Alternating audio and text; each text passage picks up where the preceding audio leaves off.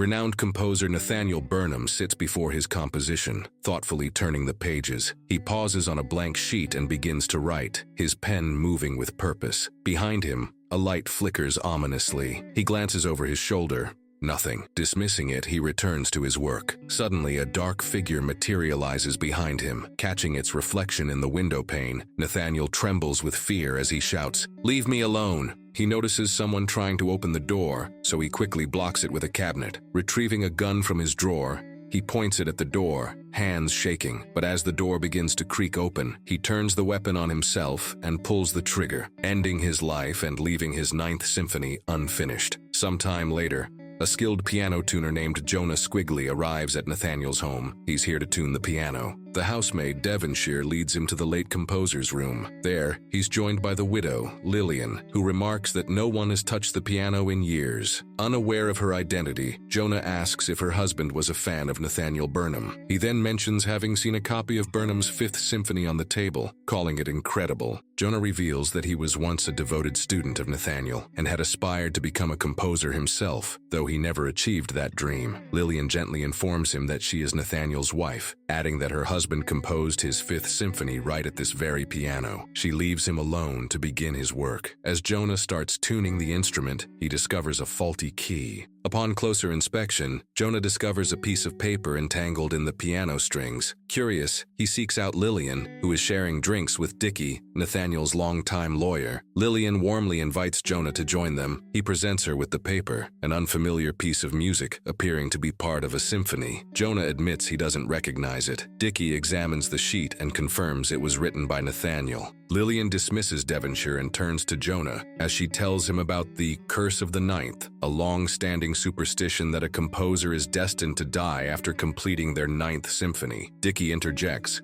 saying it's more than just a belief. It's a direct challenge to fate. He recounts how composer Gustav Mahler tried to cheat death by refusing to number his Ninth Symphony, instead presenting it as a song cycle. Dickie continues, explaining that by the time Mahler had composed what would become his true ninth, tragedy had already struck. His daughter had died, his wife had begun an affair, and his health was in steep decline. He never lived to hear the piece performed. Lillian then reveals that Nathaniel, too, had been haunted by the curse. After completing his Eighth Symphony, he declared that his next would be written in Mahler's honor, his ninth. He couldn't figure out how to begin. While most assumed it was a case of writer's block, Dickie believes Nathaniel was paralyzed by the fear of the curse itself. The very thought of completing his Ninth Symphony terrified him. Lillian recalls a chilling night. She heard Nathaniel shouting from his study and rushed to open the door, only to find it blocked. When she finally managed to force it open, she found him inside. He had shot himself. Nathaniel's Ninth Symphony remained unfinished. Dickie reveals that should he die before completing it, Nathaniel had wished for the manuscript to be buried with him, and that's exactly what they did. Unbeknownst to them,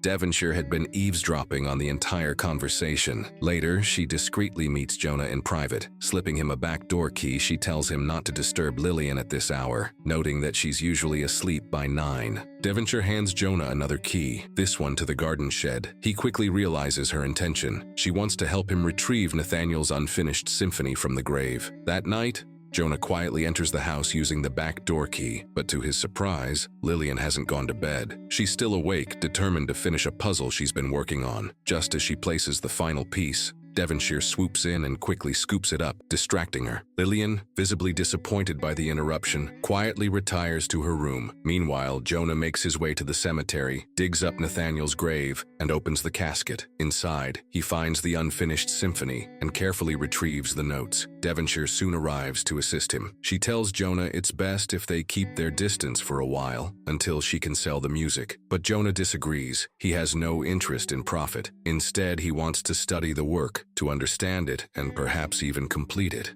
Devonshire refuses, insisting on selling the symphony. Jonah strikes her with the shovel and begins burying her in Nathaniel's grave. As she regains consciousness and pleads for mercy, he ignores her cries and continues, burying her alive. A week later, Jonah returns to the house. Lillian, clearly distressed, tells him she's been trying to contact him. Her maid has mysteriously vanished. She leads him to the piano room, where Dickie is already waiting. She tells Jonah that something seems off with the piano and asks him to play something to check. Dickie suggests he try playing the fragment of Nathaniel's Ninth Symphony, the one Jonah found inside the piano. Jonah begins to play, but partway through, he's startled by the apparition of a ghostly Lillian. As tension fills the room, Lillian calmly excuses herself to fetch a glass of water. Dickie reveals that they know the truth. Jonah killed Devonshire. They had expected her to conspire with him to recover the symphony, but they hadn't anticipated murder. He explains that Lillian is financially ruined and in urgent need of a large sum of money. Just then, Lillian returns with the glass of water. Calmly but firmly, she tells Jonah they need him to finish her husband's Ninth Symphony. Jonah hesitates, terrified of the curse. Lillian reassures him, saying the curse is merely a state of mind, something he can choose not to believe in. But Jonah is convinced it's already upon him. Dickie threatens to turn him in for Devonshire's murder if he refuses to cooperate. Reluctantly, Jonah agrees to finish the symphony. As he begins working, he starts to see visions of Nathaniel's ghost,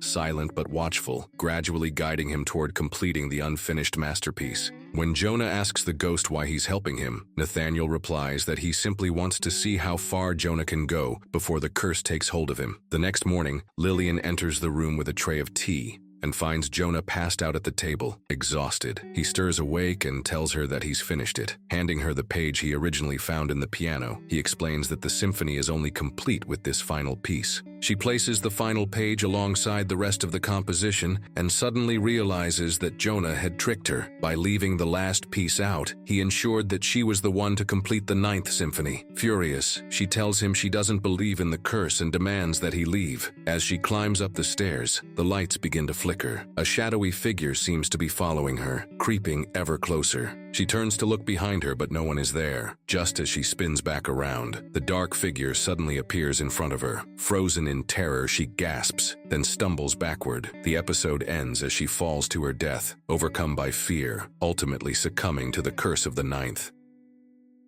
Please like and subscribe the channel for more videos like these.